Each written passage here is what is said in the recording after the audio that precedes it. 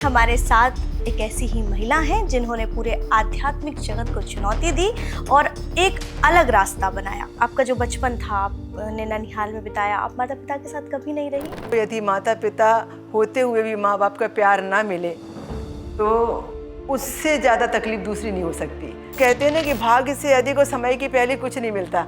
आपको ये प्रेरणा कैसे मिली कि आप शनि साधिका बनी और भगवान शनि के प्रति जो प्रेम आपका था वो कैसे आपके मन में? जब आपको अधिकार मिलते नहीं तो अधिकार छीनने पड़ते हैं। अच्छा, आपने सीधे भगवान को चुनौती दी? हाँ, मैंने कहा मैं नहीं आऊँगी, अब आपको मेरे पास आना पड़ेगा। पुरुष प्रधान समाज में यदि महिला पूजनीय हो जाए तो पुरुष को ये बर्दाश्त नहीं होता। किसी भी घर की जो नींव होती है वो महिला होती है एक तरह से, क्योंकि अगर मैं भी अपने घर में देखती हूँ कि अगर मम्मी एक दिन घर में नहीं हो तो घर घर नहीं लगता। आप कल्पना नहीं कर सकते उस समय की कि जिस समय आप सब कुछ त्याग कर जब घर से बाहर निकलते हो आपको पता भी नहीं होता कि जाना कहाँ है। हमारे समाज में ये परंपरा है कि महिलाएं शनिदेव की पूजा नहीं करती हैं, वो हनुमान जी के मंदिर में नहीं जा सकती हैं। ये हमको रोका जाता है, मना किया जाता है और पूरे समाज में ये प्रथा, ऐसा नहीं है पूरे देश भर में ऐसा है, तो ऐसा क्यों है? केवल अंधविश्वास।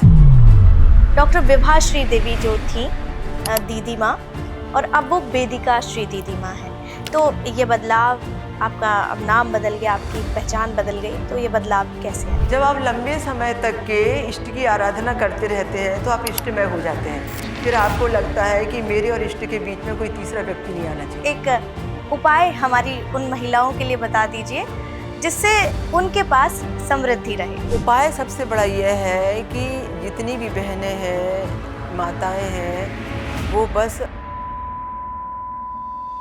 महिलाएं जैसे सुबह उठती हैं तो सबसे पहले उनको क्या करना चाहिए? उठते ही बिस्तर छोड़ने के पहले, मेरी भाषा में कहूँ, जब ब्रेकअप हो जाता है, उनका दिल टूट जाता है, वो किसी रिलेशनशिप में है, तब इस परिस्थिति से बाहर आने के लिए उनको क्या करना चाहिए? सबसे पहले ये प्रश्न उनके मन में आना चाहिए कि जो हो रहा है, जो हुआ है, वो एक ऐसी घटना थी कि जिसको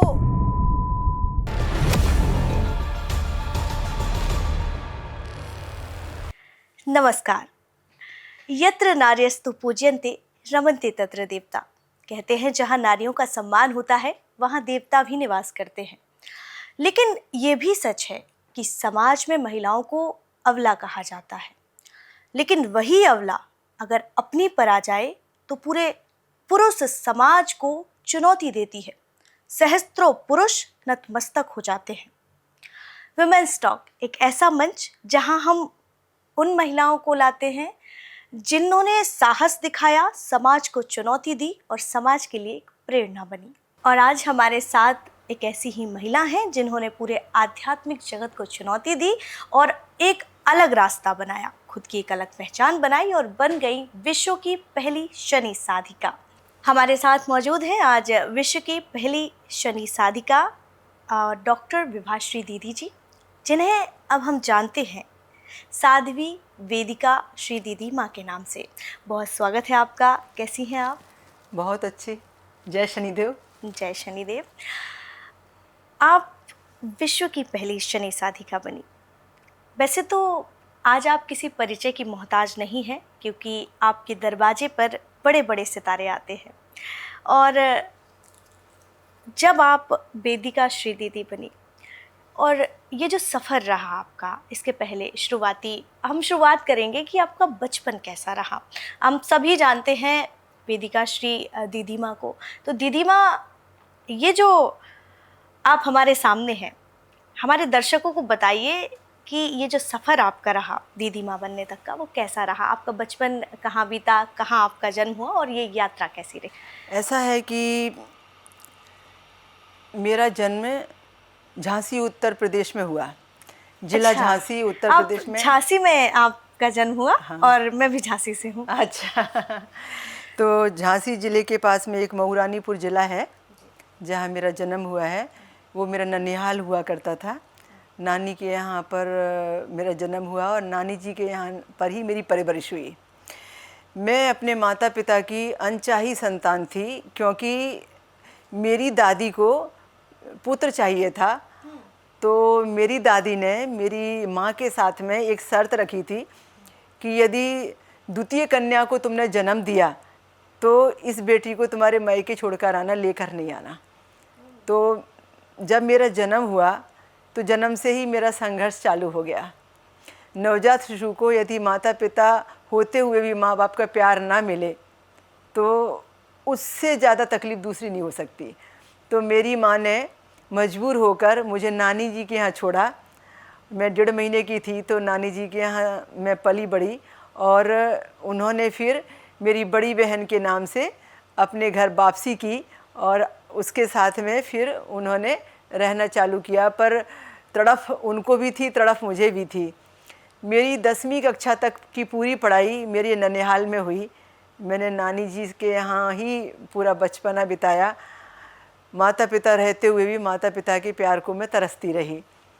और ये बचपने की जो मेरी संघर्ष यात्रा है उसने मुझे धर्म क्षेत्र में उतारा।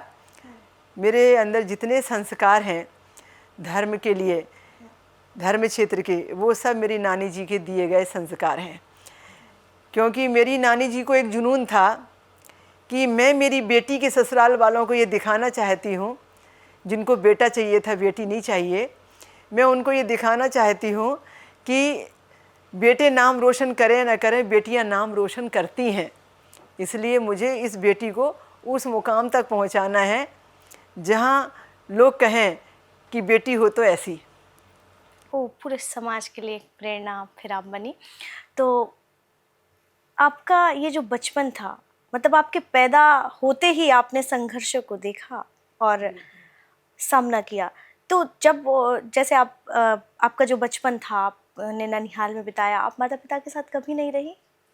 10वीं कक्षा की एजुकेशन कंप्लीट होने के बाद में जब मेरा एडमिशन 11वीं में हुआ तो मैं मुश्किल में 1-2 साल मेरे माता पिता के साथ में रही।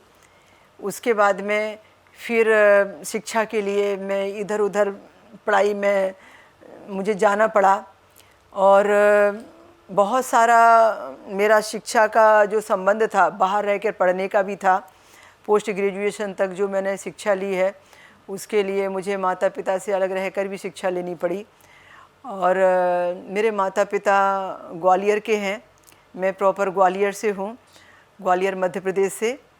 वहाँ पर मेरे सारे कुटुंब खानदान वाले, हालांकि संन्यास लेने के बाद तो अब रिश्ते नहीं रहे, क्योंकि जब आदमी संन्यास लेता है तो सारे रिश्तों का पिंडदान होता है, सारी ज़िंदगी की सुख सुविधाओं और ऐश्वर्य का पिंडदान होता है।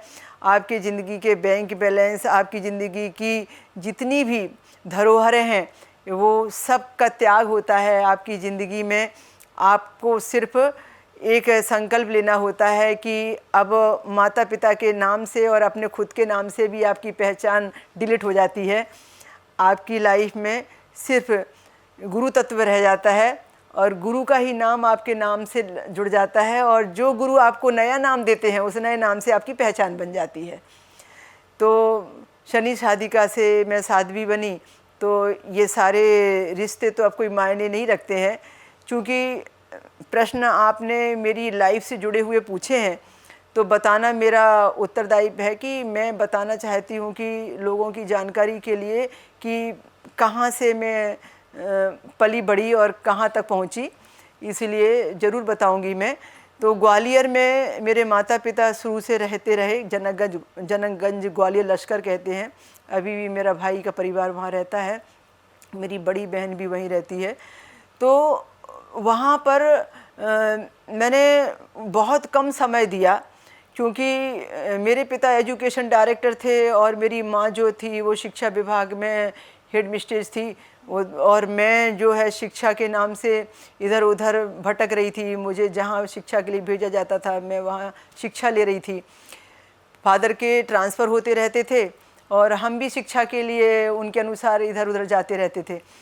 तो कुछ शिक्षा मेरी छत्तीसगढ़ में भी हुई, क्योंकि मेरे माता पिता का ट्रांसफ़र दुर्ग ज़िला।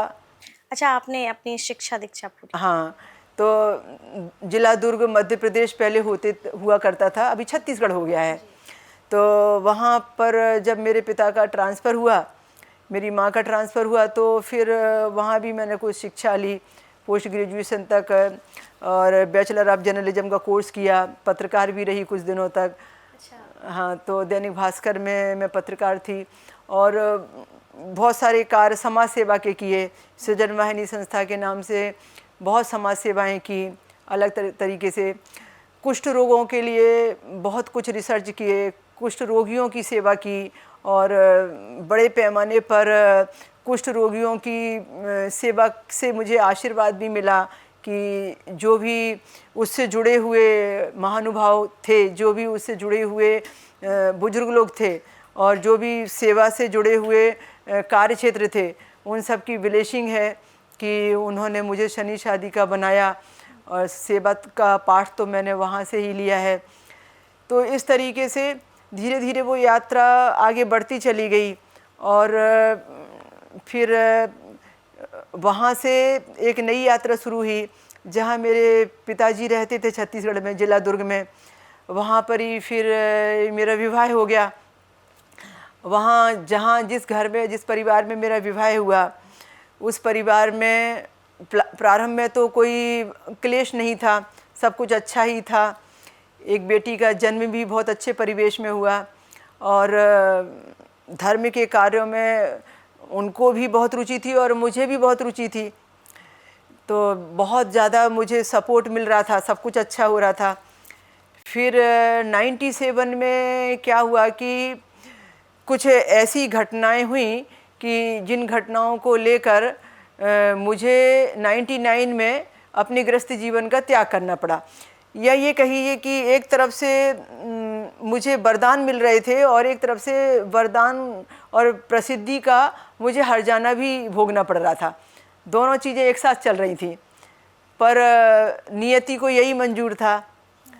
और मैं शनि भक्ति में इसलिए उतर कर आई क्योंकि मेरी जन्म पत्रिका में शनिदेव का एक शशि योग था, जिसे पंच महापुरुष योग कहते हैं। तो शनिदेव जी ने पंच महापुरुष योग शशि योग बनाया, तो मुझे शनिदेव जी ने चुन लिया इस सेवा के लिए, और मुझे इंटरेस्ट भी बहुत था इस सेवा में। जिन सेवाओं में मैं गई उसमें तो सिर्फ पुरुष ही जाते थे, महिलाओं का वहाँ तो कोई योगदान था ही नहीं। बिल्कुल बिल्कुल। तो ये जो सफ़र आपका रहा शुरुआत से, कांटे बहुत थे इसमें, अपनों से दुख मिला, पिता का कभी प्यार नहीं मिला। कहते हैं कि बेटियां तो बाबुल की रानियां हैं, तो कभी पिता का प्यार नहीं मिला, दुख होता है? जब मैं इस शनिदेव जी के मार्ग पर चलने लगी और पिताजी का रिटायरमेंट हो गया, तो फिर पिताजी ने परिवार से विरोध करके मेरा साथ देना चालू कर लिया। अच्छा, बचपन में नहीं किया? देखिए, जिस बेटी के जन्म के बाद एक पिता को ऐतराज था, लेकिन कहते हैं कि संघर्षों से, चुनौतियों से लड़के इन्होंने एक ऐसा रास्ता बनाया कि उनका मन बदल गया, फिर उन्होंने साथ दिया। हाँ। तो जब उनका रिटायरमेंट हो गया, रिटायरमेंट होने के बाद में उन्होंने डिसीजन लिया कि विभाश्री बिल्कुल राइट है, और अब मेरे रिटायरमेंट के बाद का पूरा समय मुझे उसको सपोर्ट करने में देना है।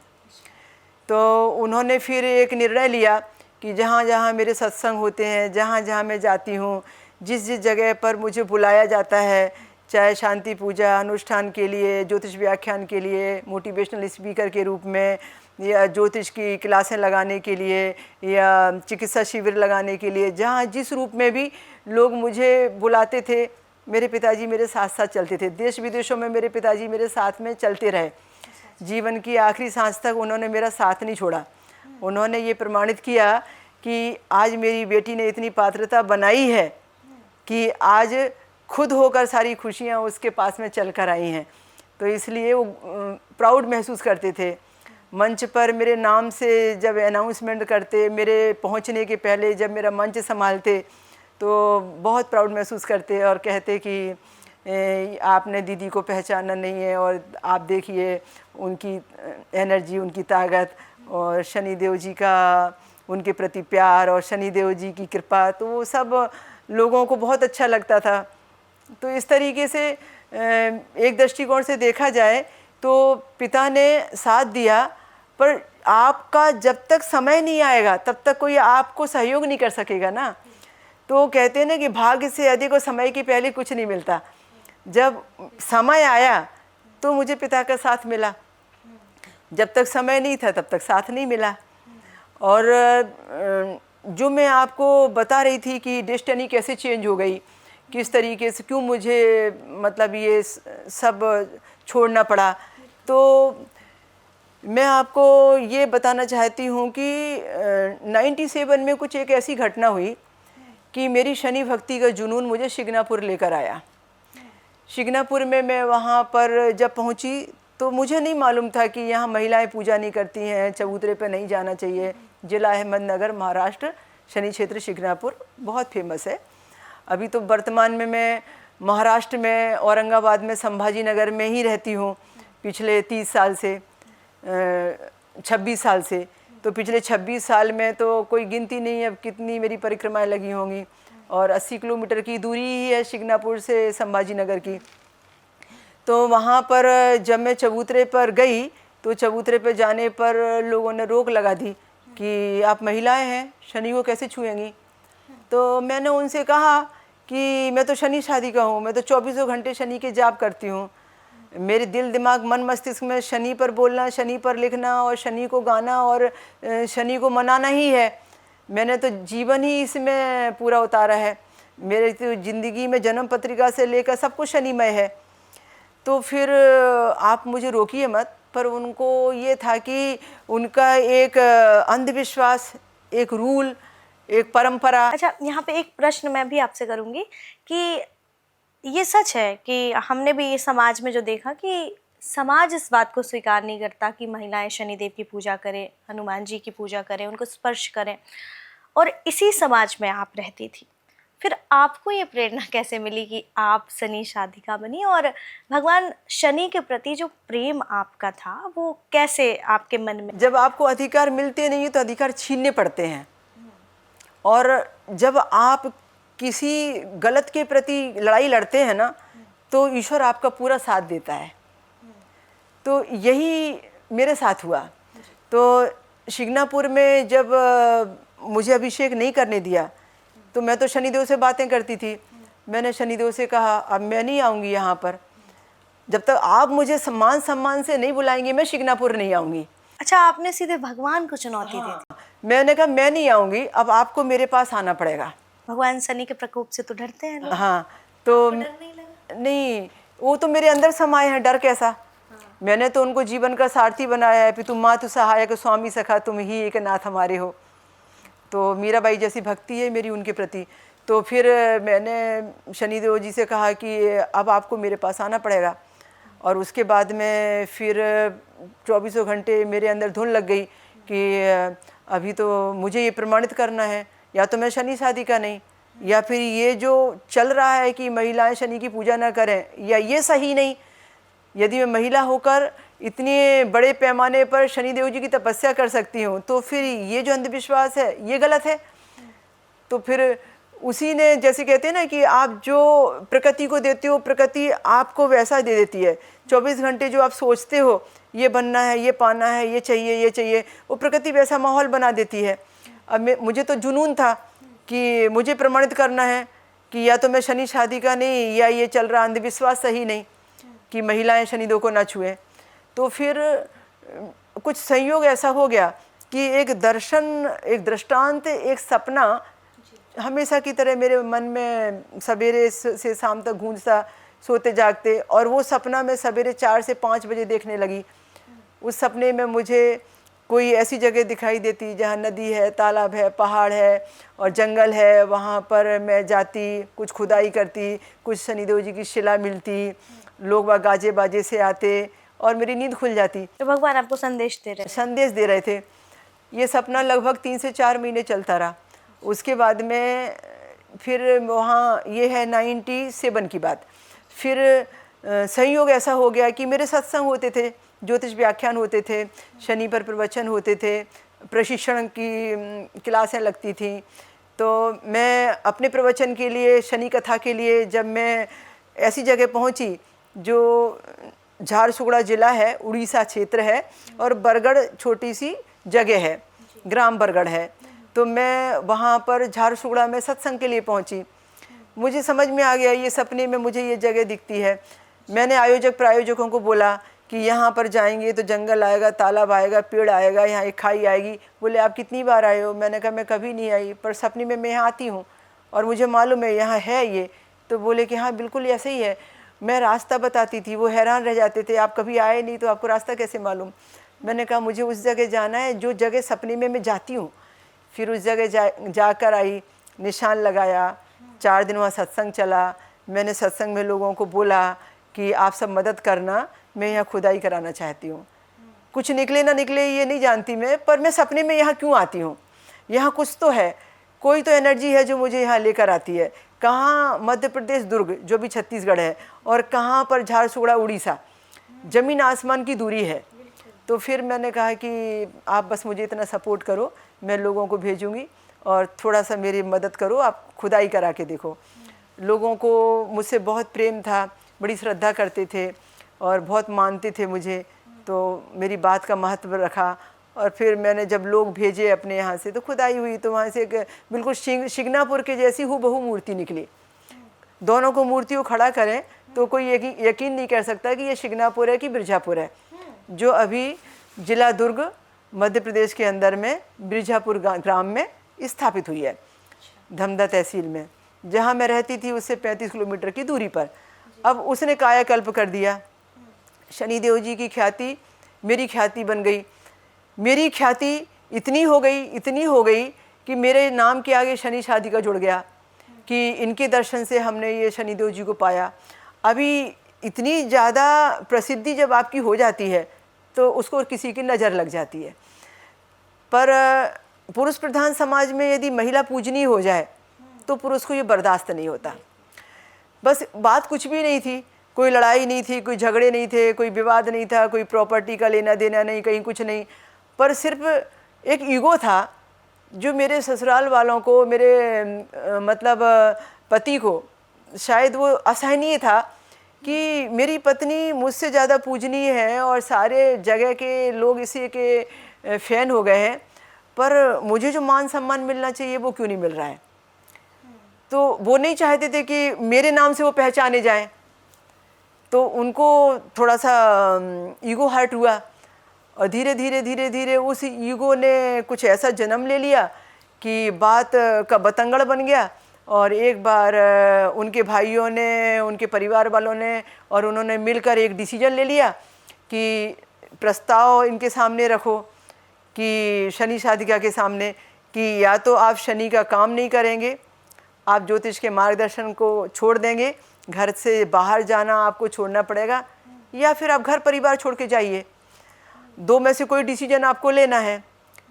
ये 24 नवंबर 99 की घटना है।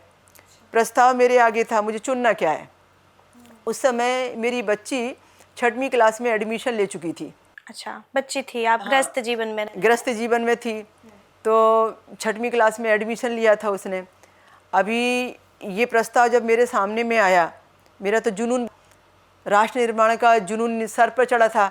मैं सोचती थी कि बहाना शनि का है, पर मुझे लोगों को सुधारना है, शनिदेव जी के नाम से लोगों को सुधारना है, जो गलत हो रहा है उसके प्रति आवाज़ उठाना है, चाहे महिलाओं के साथ, चाहे बेटियों के साथ में, चाहे समाज के साथ में, जो भी गलत हो रहा है, बस वो एक मैं विषय लेती और मेरे सत्संग का वो सब्जेक्ट बन जाता। तो मैंने कहा कि ले लीजिए आप सारे मेरे नाम की प्रॉपर्टी ले लीजिए, मेरे नाम का घर ले लीजिए, गोल्ड जेवर गहने आपके भरे हुए कपाट सब कुछ ले लीजिए, मुझे कुछ नहीं चाहिए, पर मैं शनिदेव जी को नहीं छोड़ूंगी।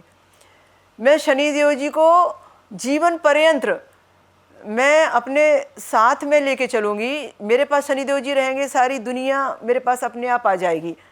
पर ये पाकर भी यदि मैंने शनिदेव जी की सेवा छोड़ दी तो मेरा जीवन व्यर्थ हो जाएगा। किसी भी घर की जो नींव होती है वो महिला होती है एक तरह से, क्योंकि अगर मैं भी अपने घर में देखती हूँ कि अगर मम्मी एक दिन घर में नहीं हो तो घर घर नहीं लगता।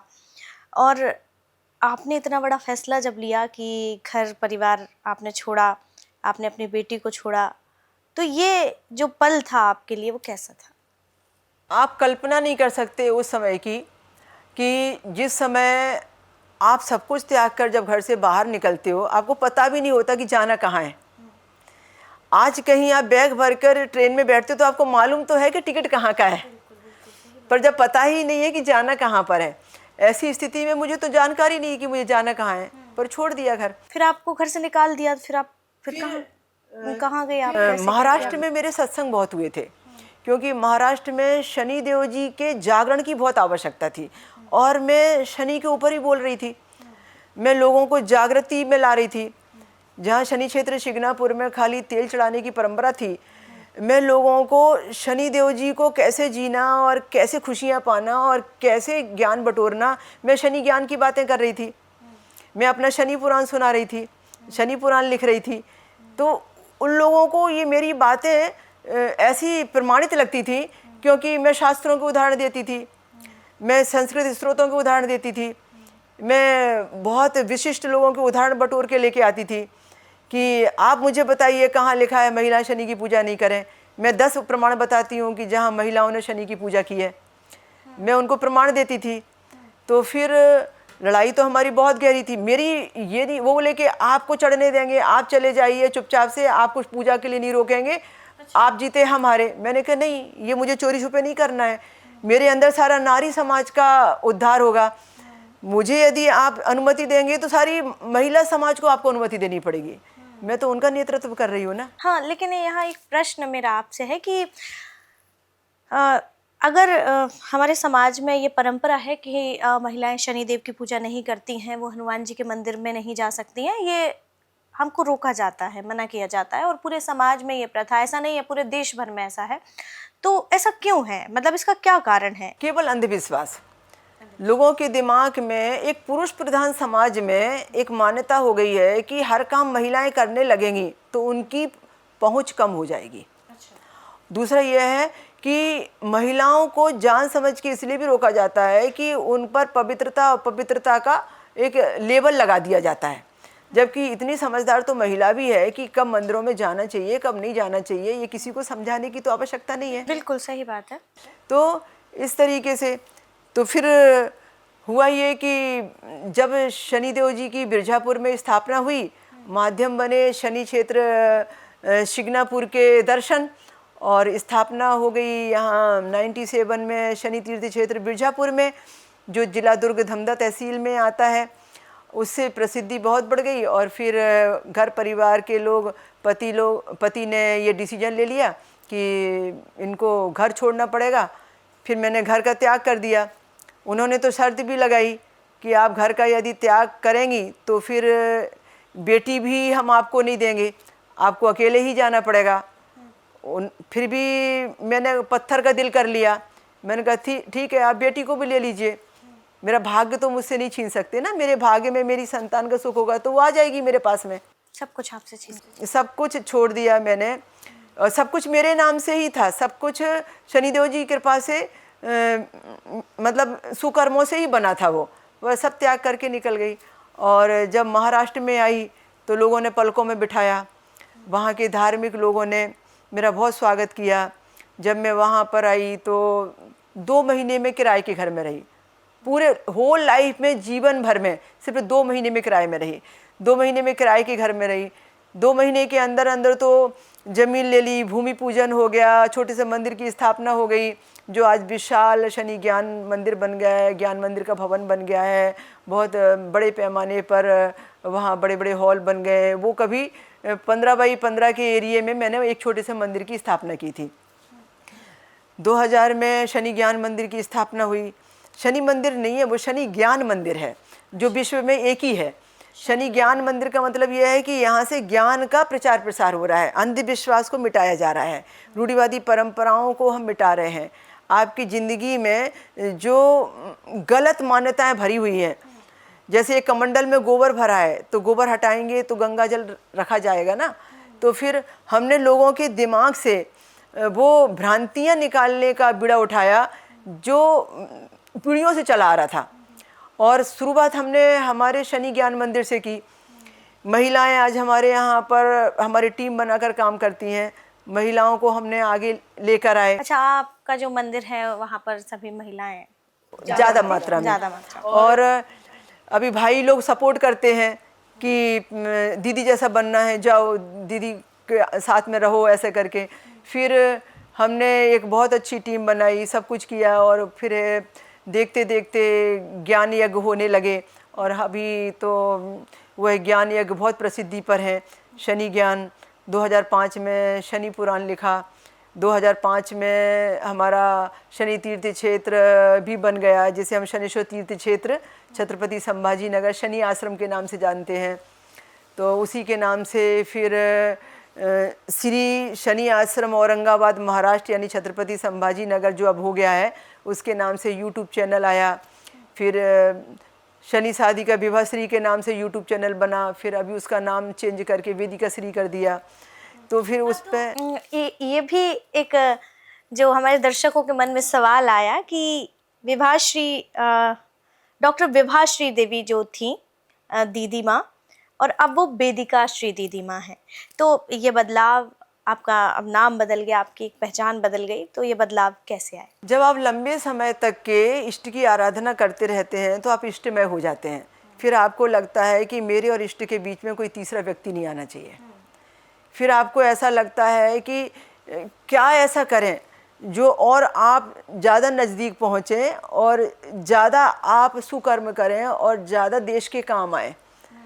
तो एक जो जुनून होता है लोगों के निर्माण का, लोगों को जीवन दान देने का, राष्ट्र के निर्माण का, वो एक जुनून आपको भीड़ से अलग हटके वैराग्य दे देता है।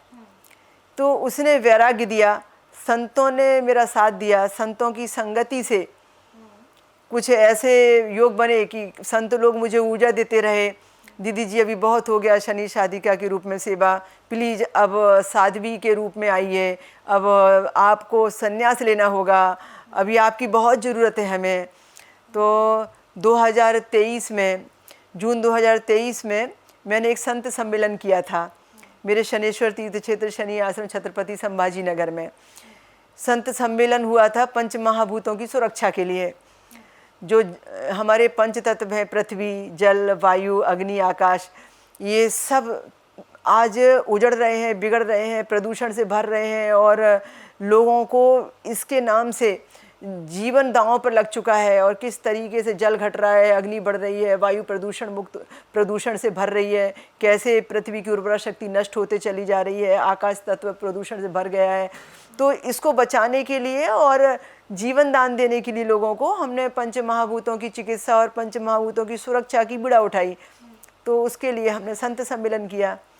संत आए हमारे बुलाने पर। संत लोगों का बड़ा आशीष है मेरे ऊपर में।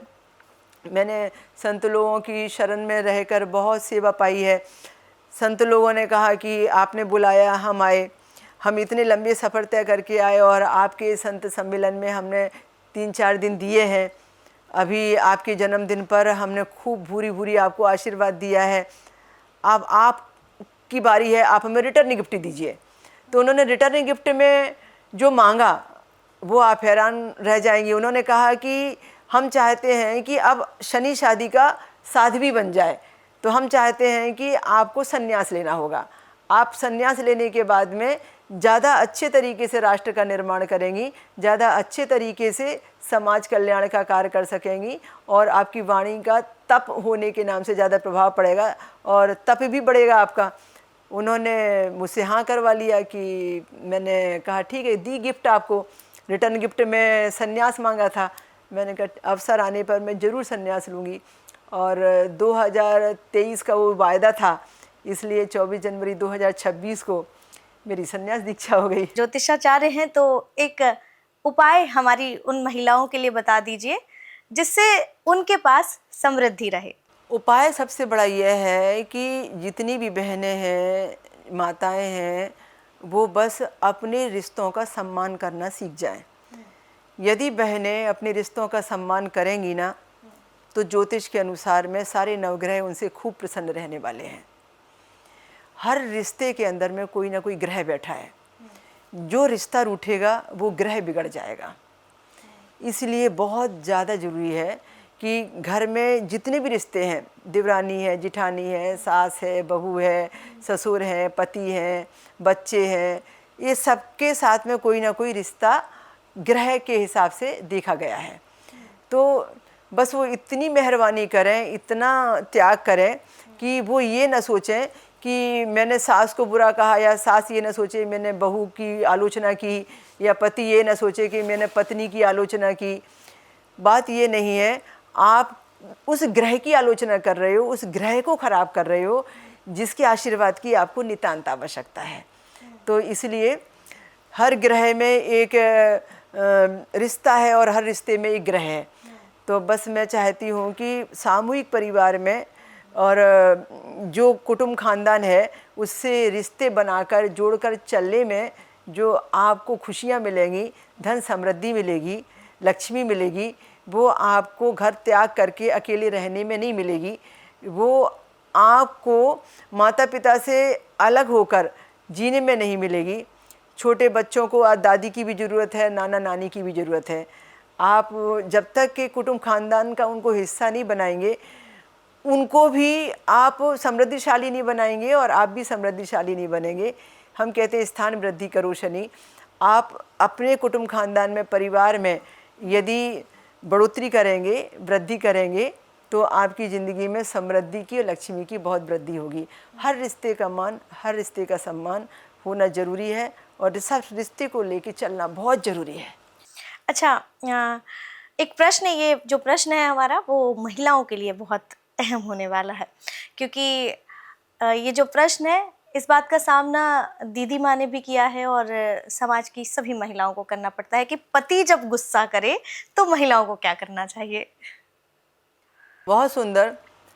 सबसे बड़ी बात यह है कि पति जब गुस्सा करे तो महिला को सिर्फ ये दिमाग में रखना चाहिए कि ये पति गुस्सा नहीं कर रहा है, ये उसकी ज़िंदगी में कोई ग्रह योग ऐसा है जो वो दशा, महादशा, अंतरदशा, जो परिभ्रमण उसको माध्यम बनाकर उसको गुस्सा दिलाने का कार्य कर रही है।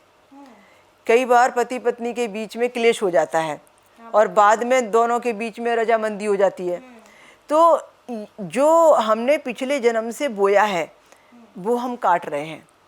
तो आपकी ज़िंदगी में यदि वो समझ के लेंगे कि कभी भी चाहे कोई रिश्ता हो, चाहे वो पति हो, चाहे सास हो, उस समय वो सास नहीं है, उस समय वो पति नहीं है।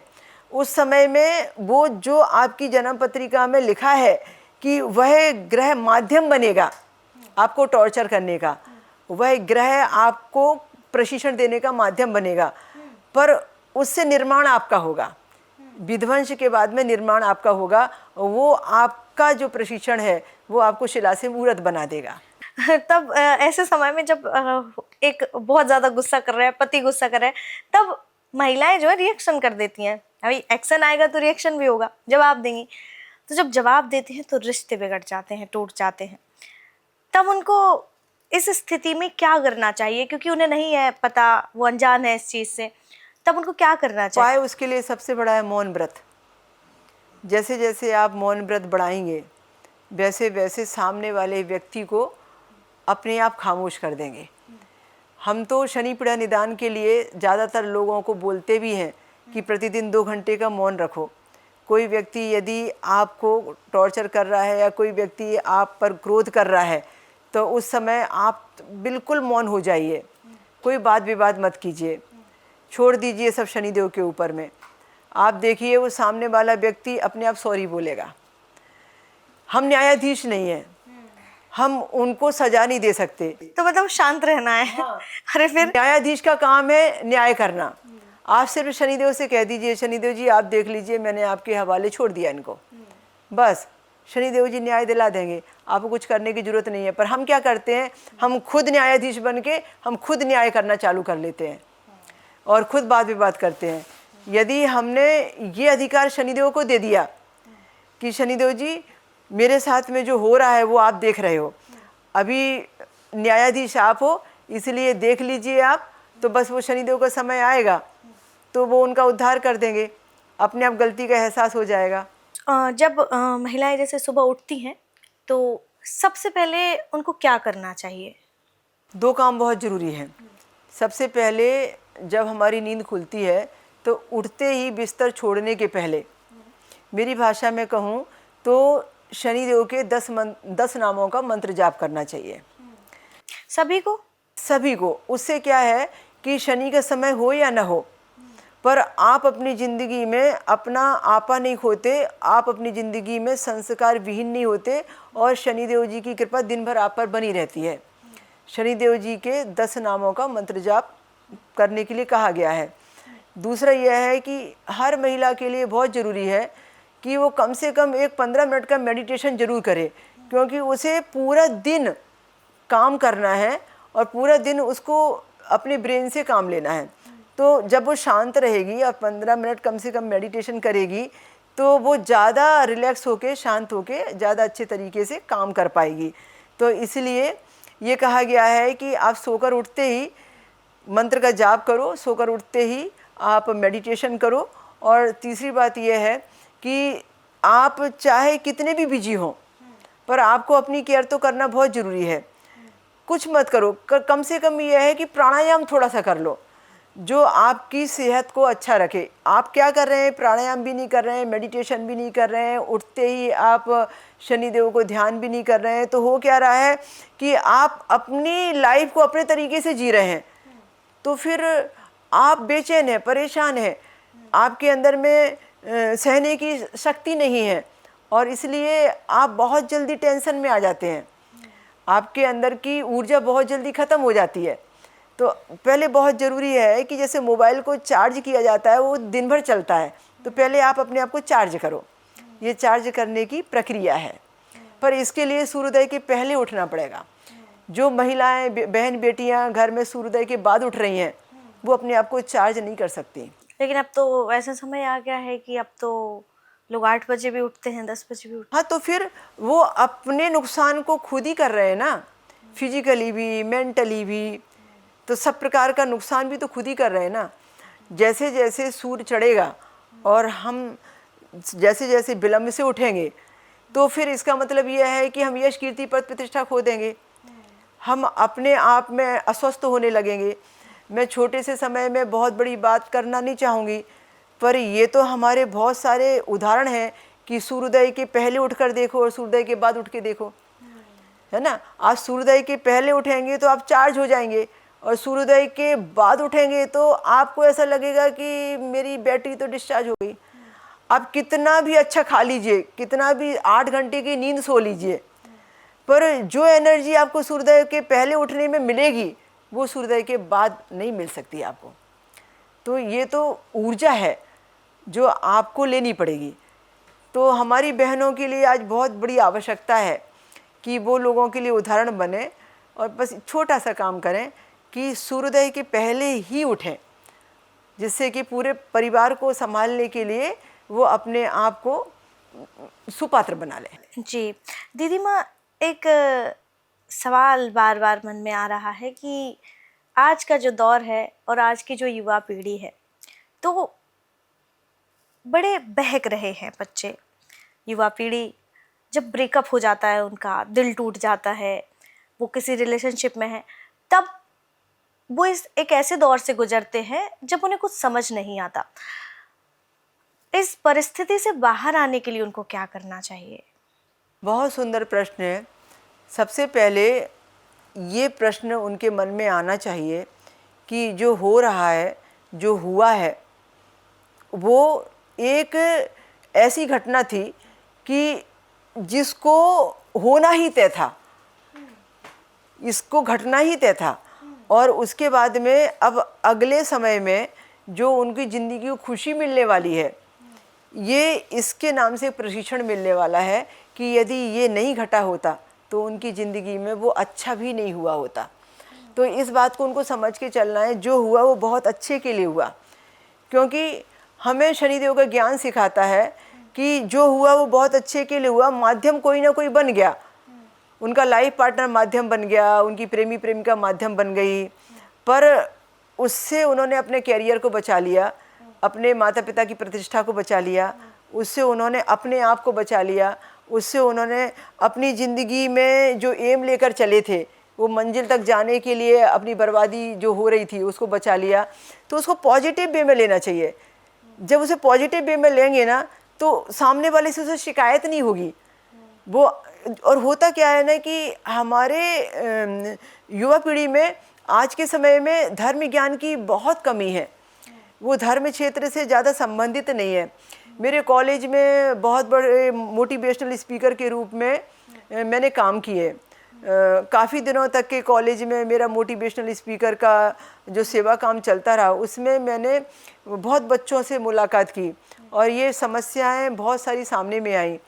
पर जब मैंने उनको मोटिवेट किया कि अभी थोड़ा नुकसान हुआ है, पर यदि ये बात आगे बढ़ जाती तो आप कल्पना करो आपको कितना बड़ा नुकसान होता। तो अभी थोड़ा सा नुकसान हुआ है ना, तो उसको जाने दो, ये मान के चलो, भगवान को थैंक्स दो कि उसने थोड़े से ही इस नुकसान में मुझे संभाल लिया। मतलब ब्रेकअप हो गया तो थैंक्स कर दे। हाँ, थैंक्स करना ही है। वो जो हुआ वो आपके भले के लिए हुआ, और प्रकृति नहीं चाहती थी कि आप गलत तरीके से गलत व्यक्ति से जुड़ के आप जिंदगी को अपना नरक बना लो। तो इसलिए प्रकृति ने आपको साथ दिया, आपकी पुण्य पूंजी, आपकी पिछले जन्म का सुकर्म, आपके माता पिता की दुआओं ने आपको बचा लिया। दीदी माँ, आज का दौर है, कॉर्पोरेट कल्चर है और महिलाएं पुरुष दोनों ही अब वर्कर्स हैं, सभी काम करते हैं, जॉब करते हैं, बिजनेस कर रहे हैं, और साथ में एक चीज़ देखी जा रही है अधिकतर परिवारों में, एक्स्ट्रा मैरिटल अफेयर्स, जिससे ज़्यादातर परिवार टूट रहे हैं, रिश्ते खराब हो रहे हैं। तो एक ऐसा उपाय बता दीजिए कि किसी की भी पति किसी और महिला की ओर आकर्षित ना हो। क्या करें महिलाएं ऐसा कि उनके पति किसी की ओर आकर्षित ना हो? उसके लिए सबसे बड़ा उपचार यह है कि महिला को अपने व्यवहार में परिवर्तन लाना पड़ेगा।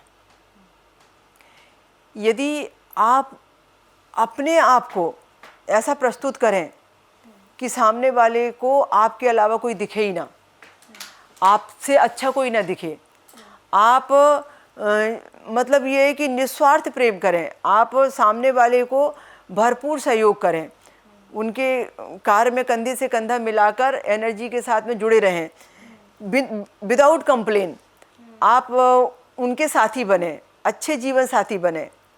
मैंने देखा है कि जहाँ पर दोनों के बीच में एक अच्छा सामंजस्य है, एक दूसरे के पूरक हैं, उनका ध्यान भी कहीं दूसरी जगह नहीं जाता।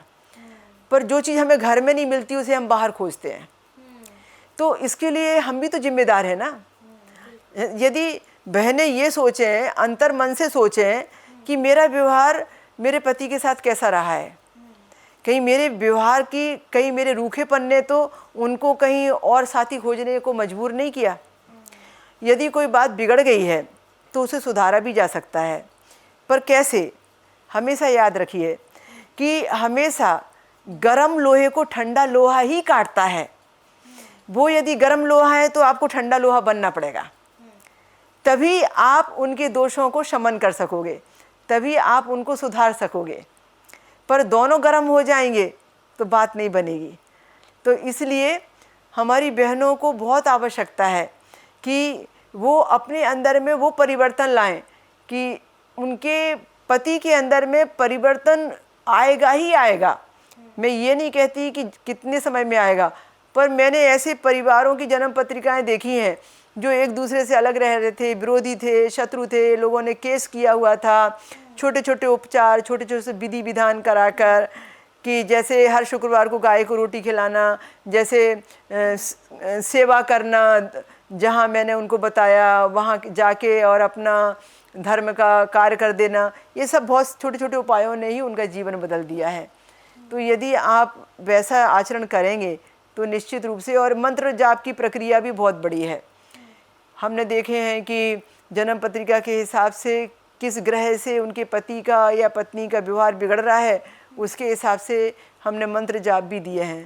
तो पत्नी ने यदि वो मंत्र जाप किए हैं तो पति के आचरण में सुधार आया है, पति ने किए हैं तो पत्नी के आचरण में सुधार आया है।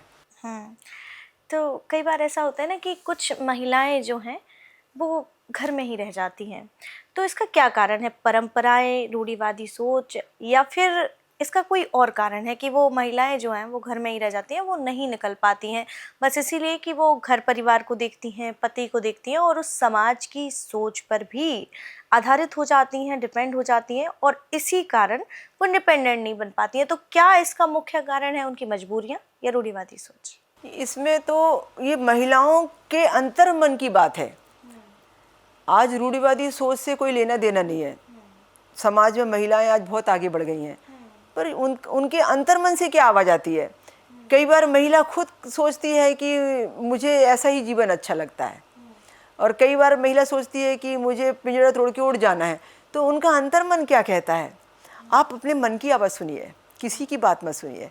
आपका अंतर्मन जो कहे उसके ऊपर में आप फॉलो करो और चल पड़ो उसको लेकर। फिर कोई भी आपको रोक नहीं सकता। बस ये है कि आप इतना ख्याल रखो कि जहाँ चाहे है वहाँ राह है। आप 2 कदम आगे बढ़ के जब सफल होके दिखा दोगे, जैसे मैंने कहा ना कि मुझे पिताजी ने जब साथ दिया जब उनका रिटायरमेंट हो गया, और उसके बाद में फिर उन्होंने जीवन के आखिरी दिन तक मेरा साथ नहीं छोड़ा। तो आपको पहले अपने आप को सुपात्र बनाना पड़ेगा कि जो लोग आपका विरोध कर रहे हैं वो आपके साथी बन जाएं। फिर तो वो आपको छोड़ेंगे नहीं, फिर तो आपके बारे न्यारे हो जाएंगे। दीदी माँ, ये पुरुष प्रधान समाज है और आप उस पूरे पुरुष समाज को चुनौती देती रही और आपने अपना एक रास्ता बना लिया, खुद चुना। और जैसे मैं भी एक महिला हूँ, मैं अभी काम कर रही हूँ, तो मैं भी समाज के कई ताने सुनती हूँ और मैं भी छोटे से गांव से निकल के बाहर आई तो बहुत कुछ मैंने सुना, आज भी सुनती हूँ। ये जो महिलाओं का आगे बढ़ना है वो वाकई समाज को आज भी स्वीकार नहीं होता, और ऐसा ही दौर आपने देखा क्योंकि आप काफ़ी पहले से ये सब कर रही थी, पूरे समाज से लड़ा।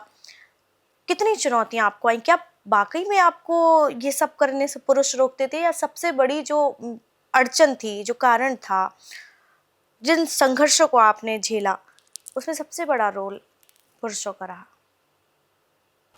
हाँ, कह सकते हैं, पर रास्ता भी तो मिला है।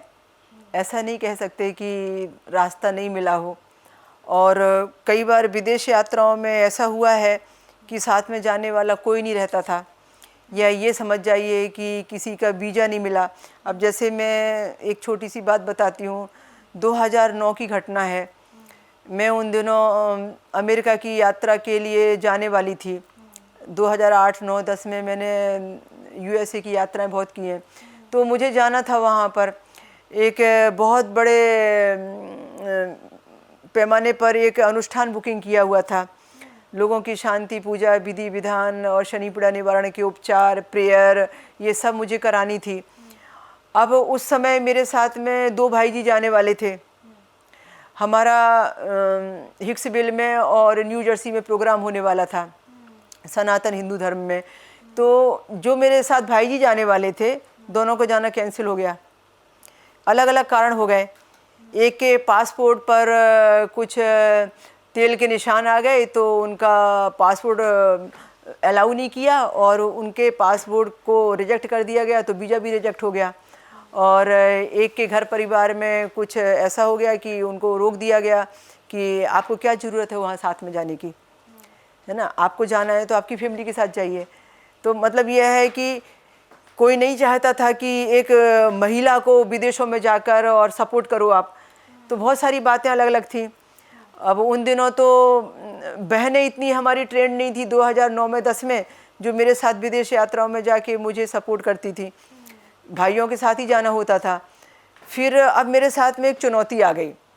मेरे साथ में 2 मार्ग थे, या तो मैं ये प्रोग्राम पोस्टपोन कर दूं और या भी मैं अकेली चल पड़ूं। अब उस समय मेरी उम्र 2009 में क्या रही होगी आप कल्पना करो, बहुत साल पुरानी बात है। तो फिर मैंने यूएसए वालों को बोला, मैंने कहा कि क्या ये प्रोग्राम पोस्टपोन हो सकता है। उन्होंने कहा कि दीदी जी ये तो बहुत नुकसान होगा, और हमने तो दूर दूर से लोग बुलाए हैं, कुछ तो व्यक्ति हमारे हिंदुस्तान से भी इसीलिए आए हैं कि इन दिनों आप आने वाले हो। तो बोले प्लीज़ इसे तो कैंसिल मत कीजिए आप, और आपको तो आना ही होगा करके। हमने बहुत मुश्किल में पब्लिसिटी की है और कई लोगों की बुकिंग हो चुकी है, तो आप आइए। अभी मैंने देखा कि डायरेक्ट फ़्लाइट भी नहीं है, बीच में फ़्लाइट भी चेंज करनी है। उन दिनों हमने जो टिकट लिया था वो बीच में चेंज करने वाला था। मुझे उस समय इंग्लिश भी इतनी अच्छी नहीं आती थी कि जिसमें मैं अकेली जाके और इंग्लिश में वार्तालाप करके आऊँ, क्योंकि रास्ते में तो ज़रूरत पड़ेगी उसकी। बाद में तो शनिदेव जी ने मुझे बहुत सारा ज्ञान उड़ेल के दे दिया। फिर मैंने कहा कि शनिदेव जी आप हैं ना मेरे साथ में, फिर मैं डरती नहीं। आप मेरा हाथ थामो, जहाँ लेके जाओगे मैं वहाँ पर जन जागरण करके आ जाऊँगी।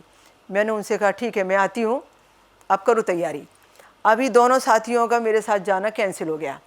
बराबर राइट टाइम में मैंने फ़्लाइट पकड़ी, बराबर मैं चल पड़ी। बीच में मुझे फ़्लाइट चेंज करनी थी, बराबर चेंज करके मैं राइट समय में न्यूयॉर्क पहुंच गई। बराबर मुझे कार्यक्रम के प्रायोजकों ने अटेंड कर लिया। 5 काम मुझे एक साथ करने थे, जो मेरे साथ में 2 साथी लोग करने वाले थे, उनका भी और मेरा भी। कई काम एक साथ करने थे, यानी अनुष्ठान भी मुझे अकेले को करना था, यानी सत्संग भी मुझे अकेले को करना था, यानी जो मुझे कंसल्टेंसी करनी थी वो भी अकेले करनी थी, वहाँ मेरी ज्योतिष की क्लास लगानी थी मुझे, वो भी मुझे अकेले को ही मैनेज करनी थी, और जितना भी मुझे वहाँ का वास्तु देखना था वो सब कुछ मुझे अकेले को ही मैनेज करना था। और अनुष्ठान करना और सजाना और तैयारी करना तो अकेले के बस की बात नहीं थी। पर शनिदेव जी ने मेरा बड़ा साथ दिया, और वो सारे काम मैंने, जो लोगों को कुछ नॉलेज नहीं थी उनका सहयोग लेकर, कि उनकी टीम तैयार करके वो सारे काम शनिदेव जी ने मुझसे अकेले करवा लिए। और वो अनुष्ठान मेरा इतना सक्सेस रहा कि 2 की जगह 4 भी जाते तो मैं इतना नाम कमा के और इतनी सफलता लेके नहीं आती थी। इतना सक्सेस रहा, और आने के बाद में मैंने महसूस किया कि nothing impossible, everything is possible. मैं समझ गई कि मान लो तो हार है और ठान लो तो जीत। फिर कुछ भी चीज़ मुझे असंभव नहीं लगी। फिर कभी भी विदेश यात्रा जाना है, या कहीं भी किसी से इंटरव्यू लेना है, या कहीं भी आपको किसी बड़े मंच को संबोधित करना है, कहीं भी कोई भी काम करना है, फिर तो मैंने किसी के साथ के लिए कभी आग्रह नहीं किया। मैंने कहा शनिदेव जी है ना मेरे साथ में, और चल पड़ी मैं, और काम करके भी आ गई। तो कहते हैं कि परिवर्तन ही प्रकृति का नियम है। आज आप जो खो रहे हैं उससे कई गुना ज़्यादा आपको एक दिन ज़रूर मिलेगा। और ये यात्रा जो थी वो थी विश्वास, साहस और पूरे आध्यात्मिक जगत को चुनौती देने की। दीदी माँ ने कई संघर्षों का सामना किया और पूरे समाज के लिए प्रेरणा बनी। आज हमने जो बातचीत करके जाना और समझा, एक अलग ही अनुभव है। और अब ये जो वीडियो है, ये जो आज हमने बातचीत की, विमेंस टॉक का जो मंच है, वो लाखों महिलाओं की प्रेरणा बनेगा। क्योंकि इतना संघर्ष जन्म से दीदी माँ ने देखा, बचपन में माता पिता का प्यार नहीं मिला, जब गृहस्थ जीवन में आई तो पति, सास, ससुर और यहाँ तक कि उन्हें अपनी संतान को भी त्यागना पड़ा, और पूरे समाज से लड़कर उन्होंने एक अलग पहचान बनाई, एक रास्ता चुना और सीधे आध्यात्मिक जगत का इतिहास बदल दिया और बन गई शनि साधिका। तो बहुत बहुत धन्यवाद आपका हमारे साथ बातचीत करने के लिए। और अगर आप दीदी माँ के बारे में जानना चाहते हैं, उनसे बातचीत करना चाहते हैं, तो डिस्क्रिप्शन में जानकारी दी हुई है, आप वहाँ से संपर्क कर सकते हैं। साथ ही कहते हैं कि खुशियाँ बांटने से बढ़ती हैं, तो आप इस वीडियो को शेयर कीजिए और देखिए कि आपके ही अपनों की प्रेरणा बने दीदी माँ, और उनके जीवन में भी बहुत खुशियाँ आए। अपना बहुत ख्याल रखिएगा, और आप विमेंस टॉक के मंच पर आप किसको देखना चाहते हैं हमें कमेंट करके ज़रूर बताइए।